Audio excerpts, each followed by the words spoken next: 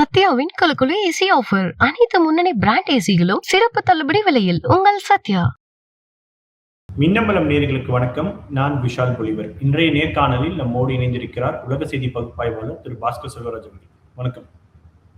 வணக்கம். ஈரானுக்கும் அமெரிக்காவுக்கும் இடையிலான இந்த பேச்சுவார்த்தை சமீப நாட்களாக நம்ம பார்த்துக்கிட்டு இருக்கோம். ஸோ இந்த நிலையில தொடர்ச்சியாக அமெரிக்காவினுடைய போர்க்கப்பல் அந்த மத்திய கிழக்கு கடல் பகுதிகளில் தொடர்ச்சியாக ரோந்து பணிகளில் ஈடுபட்டு கொண்டே இருக்கு. ஸோ ஒரு பக்கம் பேச்சுவார்த்தைகள் அப்படின்றது ஒரு பக்கம் போயிட்டு இருக்கு, அதே போல மிரட்டல்கள் அப்படின்றதும் ஒரு பக்கம் போயிட்டு இருக்கு.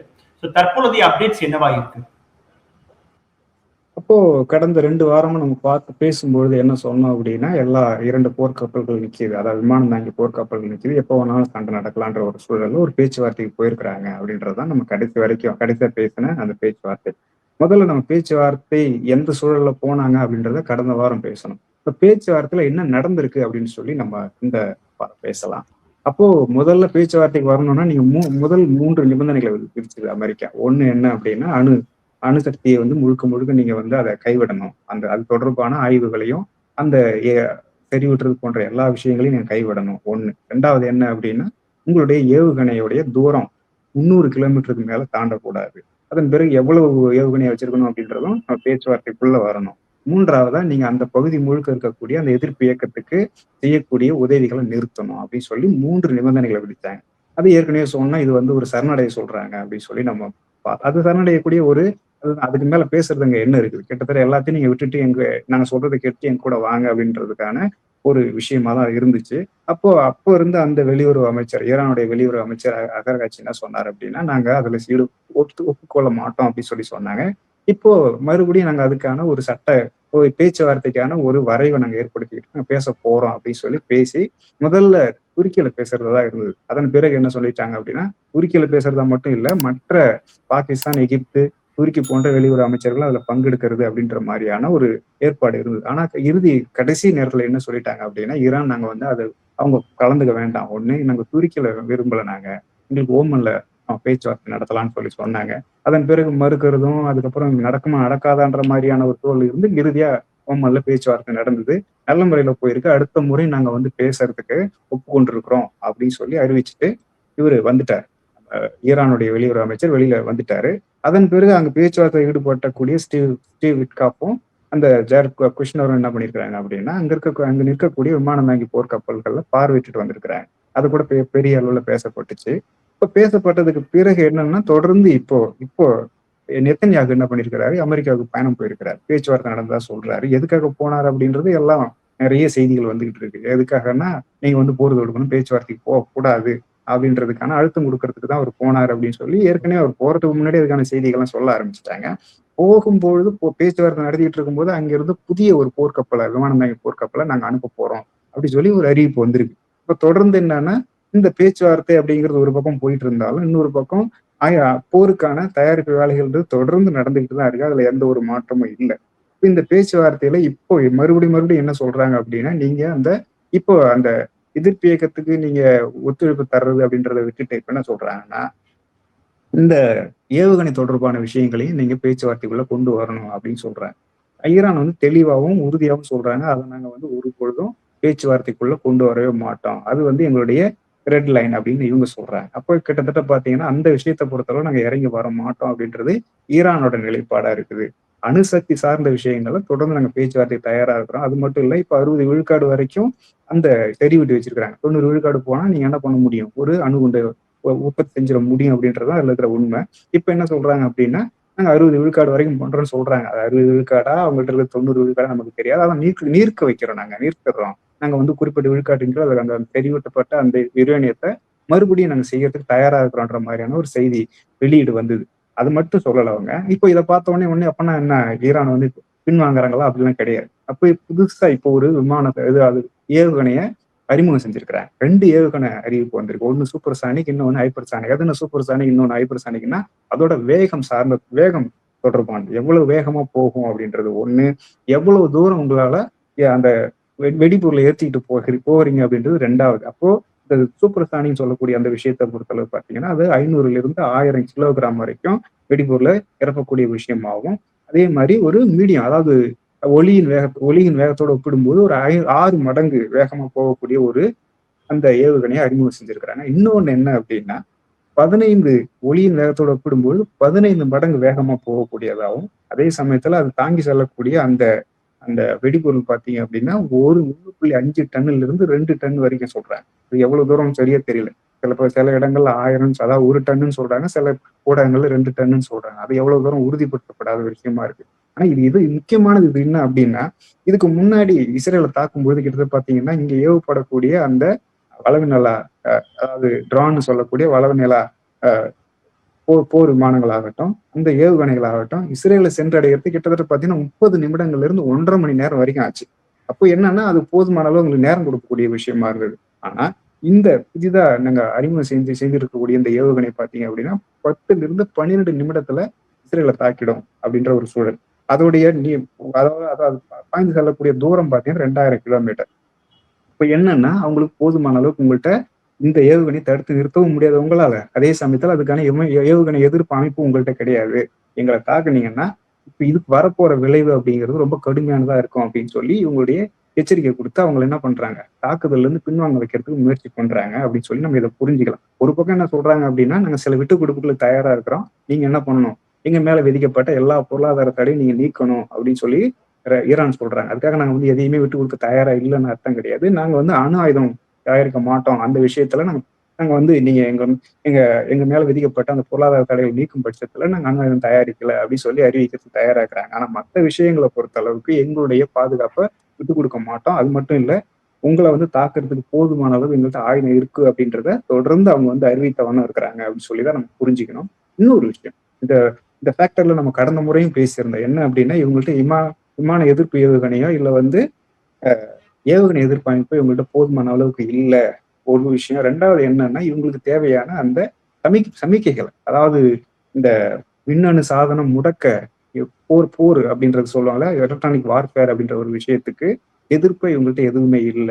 அதாவது இன்னொரு விஷயம் என்னன்னா, அமெரிக்காவுடைய F-35 சொல்லக்கூடிய அந்த ஸ்டீல்த் விமானம் அதாவது பறந்து வந்து தாக்குச்சு அப்படின்னா, இவங்களால கண்டறியறதுக்கான ரேடார்கள் இவங்கள்ட்ட இல்ல அப்படின்னு சொல்லி நம்ம கடந்த முறை பார்த்தோம். ஆனா இந்த முறை வந்து புதிதா ஒரு சில செய்திகள் வந்திருக்கு. இதெல்லாம் உறுதிப்படாத செய்திகள். ஏன் அப்படின்னா, இந்த காலத்துல அதாவது இந்த மாதிரியான காலங்கள்ல வாயில வந்தாலும் எல்லாரும் சொல்ற ஒரு சூழலா இருக்குது. அந்த மாதிரி சூழல்ல நம்ம வந்து சொல்றதெல்லாம் நம்ம வந்து சொல்லும்போது நம்ம கவனமா இதை கவனத்துல எடுத்துக்கணுன்றதுக்காக இதை நான் சொல்றேன். நம்ம வந்து இதெல்லாம் உறுதிப்படுத்தப்படாத தகவல். ஒண்ணு என்ன அப்படின்னா, அந்த ஸ்டீல்த் விமானங்களை கண்டறியக்கூடிய ரேடார்களை சீனா ஏற்கனவே ஈரானுக்கு கொடுத்ததா ஒரு செய்தி வந்திருக்குது. அது உண்மையா பொய்யா நமக்கு தெரியாது. ஒண்ணு. 2வது என்ன அப்படின்னா, அந்த என்னென்ன மாதிரியான போர் விமானங்களோ தயாரிப்புகளோ அந்த பகுதியில் நடந்துகிட்டு இருக்குன்றதை கண்டுபிடிக்கிறதுக்கு அவங்க என்ன பண்ணியிருக்காங்க அப்படின்னா, அந்த உளவு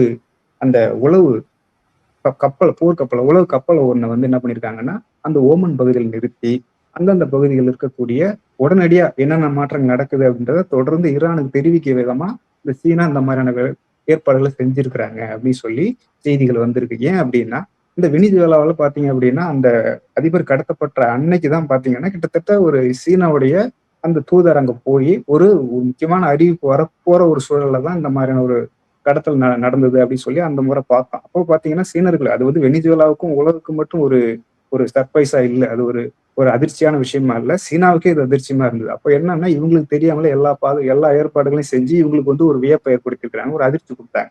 ஆனா இந்த முறை அப்படியான ஒரு அதிர்ச்சியை இந்த சீனா வந்து எடுத்துக்க தயாரா இல்ல அப்படின்னு சொல்லி நம்ம இதை புரிஞ்சுக்கலாம். அப்ப அந்த மாதிரியான அதிர்ச்சியிலேருந்து தற்காக்கணும் என்ன பண்ணணும் அப்படின்னா, எதிரியுடைய நகர்வுகளை தொடர்ந்து கண்காணிக்கணும். அப்ப அதுக்கு சான்றா என்னவா இருக்குது அப்படின்னா, தொடர்ந்து என்னென்ன மாதிரியான போர் விமானங்கள் வந்து நின்று இருக்கு, என்ன மாதிரியான ராணுவ தளவாடங்கள் நிறுத்தப்பட்டிருக்குது, அது எங்கெங்கெல்லாம் நிறுத்தப்பட்டிருக்குன்னு தொடர்ந்து சீனாவுடைய செயற்கைக்கோள்கள் படம் பிடிச்சு வெளியிட்ட வண்ணம் இருக்குது. அப்ப இதுக்கு முன்னாடிலாம் அந்த மாதிரியான படங்கள் நம்மளால பார்க்கவே முடியாது. அப்ப இது மூலமா என்ன கொடுக்குறாங்கன்னா, மறைமுக அழுத்தம் கொடுக்குறாங்க.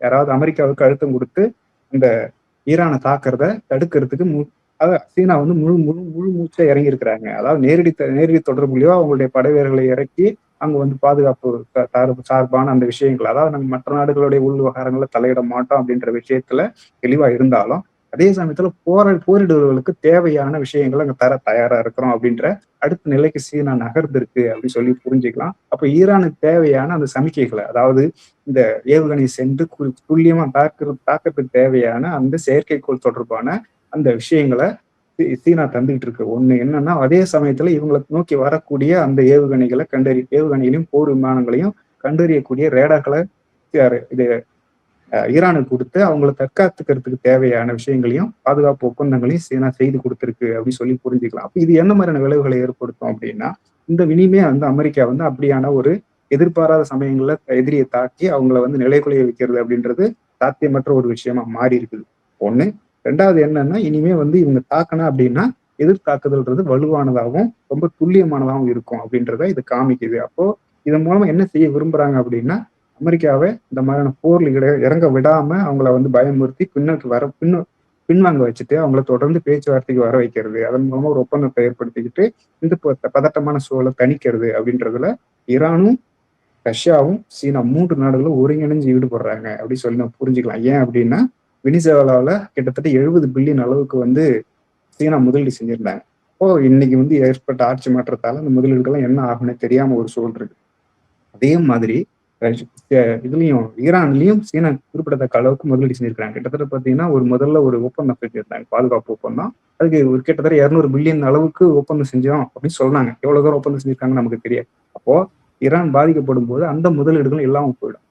இப்போ இதை தற்காக்க வேண்டிய தேவை சீனாவுக்கு இருக்குது. தன்னை தற்காத்துக்கு தேவைய வேண்டிய சூழல் வந்து ஈரானியர்களுக்கு இருக்கு. அப்போ இது ரெண்டும் சேர்ந்து இந்த சூழலை நம்ம வந்து ஒரு போரை தவிர்க்கும் அப்படின்னு சொல்லி நம்ம எதிர்பார்ப்போம்.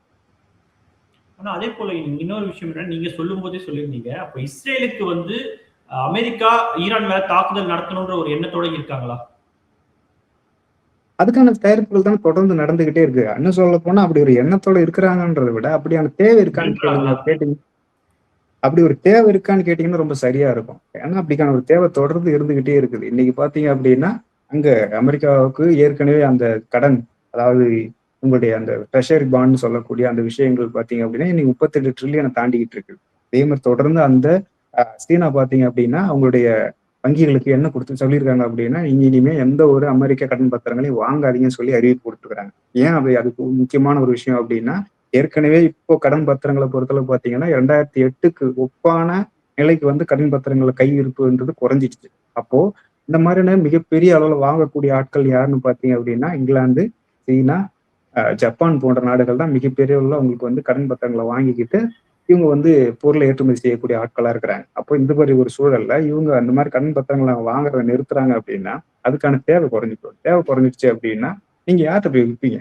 தொடர்ந்து நீங்களே, அதாவது அதுக்கான தேவை இல்லாம போயிடும். அவங்களால வந்து தொடர்ந்து அந்த நிதி சுமைன்றது அதிகமாக்கிட்டே இருக்கும். அப்போ அதுக்கான வட்டி விகிதம் கூடிக்கிட்டே இருக்கும் அப்படின்றது அதுல இருக்கிற விஷயம். அப்போ அது மட்டும் இல்ல, அவங்களுடைய உள்நாட்டு அந்த பொருளாதார சூழலும் வந்து அவங்களுக்கு வந்து சாதகமா இல்லை. அதனால என்ன பண்ணணும்னு நினைக்கிறாங்க அப்படின்னா, ஒண்ணு உலகம் முழுக்க இருக்கக்கூடிய எண்ணெய் சார்ந்த அந்த சந்தையை வந்து நம்மளுடைய கட்டுப்பாட்டுக்குள்ள கொண்டு வர்றது, அது சார்ந்த வணிகத்தை முழுக்கத்தை நம்மளுடைய கட்டுப்பாட்டுக்குள்ள கொண்டு வந்து சீனாவையும் ரஷ்யாவையும் தனிமைப்படுத்துறது, அதன் மூலமா தன்னுடைய நெருக்கடியை தீர்த்துக்கிறது அப்படின்றதான் அதுல பின்னெடுக்கிற விஷயம். அப்போ அதுக்கு தடையா இருக்கக்கூடியதுன்றது என்னன்னா, டாலர் அல்லாத வணிகத்தில் ஈடுபடக்கூடிய அந்த நாடுகளை வந்து முழுக்க அங்க நிலைகுலைய வச்சு இந்த விஷயத்த நம்ம வந்து அடையிறது அப்படின்றதான் தொடர்ந்து நம்ம பேசிக்கிட்டே இருக்கிற விஷயம். அந்த இடத்துல இன்னைக்கு ஈரான்ன்றது ரொம்ப முக்கியமான ஒரு இடம். ஏன்னா உலகத்துல அதிகமான எரிவாயு கையிருப்பு வச்சிருக்கக்கூடிய ஒரு நாடுன்றது ஈரான். 2வது உலகத்துல அதிகமான எண்ணெய் இருப்பு இருக்கக்கூடிய ஒரு நாடுன்றது ஈரான். அதே சமயத்துல அதை சொந்தமா உற்பத்தி செய்து மற்ற நாடுகளுக்கு ஏற்றுமதி செய்யக்கூடிய வலுவும் அந்த பாதுகாப்பு கட்டமைப்பும் இருக்கக்கூடிய ஒரு நாடு அப்படின்னா ஈரான். அப்போ அது காக்கப்பட்டு அது நிலைகுலைய வைக்கும் பொழுது இவங்களுடைய அந்த அப்ஜெக்டிவ் அப்படிங்கிறது நோக்கம்ன்றது கிட்டத்தட்ட நிறைவேறக்கூடிய ஒரு விஷயம்தான். ஆனா அதை நிறைவேற விடாம தடுக்கிறது அப்படின்றதுலதான் இந்த சீன ரஷ்ய நாடுகளுடைய வெற்றி இருக்குது. அது ஈரானுடைய வெற்றியும் அதுலதான் இருக்குது. அப்போ அமெரிக்காவை பொறுத்த அளவுக்கு இது வந்து வாழ்வாசாவா கண்டிப்பா செய்ய வேண்டிய ஒரு விஷயமா இருக்கு. அதனாலதான் இவங்க என்ன பண்றாங்கன்னா, தொடர்ந்து நாங்க தாக்குதல் செய்ய போறோம், வந்து உங்களை வந்து தாக்க போறோம்னு சொல்லி தொடர்ந்து மிரட்டுறாங்க. நேரடியா மறைமுகமா உள்ளிருக்கக்கூடிய அந்த அவங்களுடைய ஆதரவாளர்களை, அரசு எதிர்ப்பாளர்களை வந்து ஒருங்கிணைச்சு அதுல வந்து அரசுக்கு எதிராக போராட வைக்கிறதுன்னு பல வகையில முயற்சி செய்யறேன். அப்ப இது வந்து தேவையான விஷயம். அமெரிக்கா அதை செஞ்சே ஆகணும். அப்படி செய்ய முடியல அப்படின்னா அவங்களுடைய பொருளாதாரம் நெருக்கடின்றது தீராத ஒரு தலைவலியா மாறும். அப்படின்றதால இது செஞ்சே ஆகணும் அப்படின்றதான் இங்க சூழல். பல்வேறு கேள்விகளுக்கு மிக ஆழமாகவும் பொறுமையாகவும் பதில் சொன்னீங்க. சத்யாவின் குலுக்குலு ஏசி ஆஃபர். அனைத்து முன்னணி பிராண்ட் ஏசிகளும் சிறப்பு தள்ளுபடி விலையில். உங்கள் சத்யா. மின்னம்பலம்.com தமிழின் முதல் மொபைல் பத்திரிகை.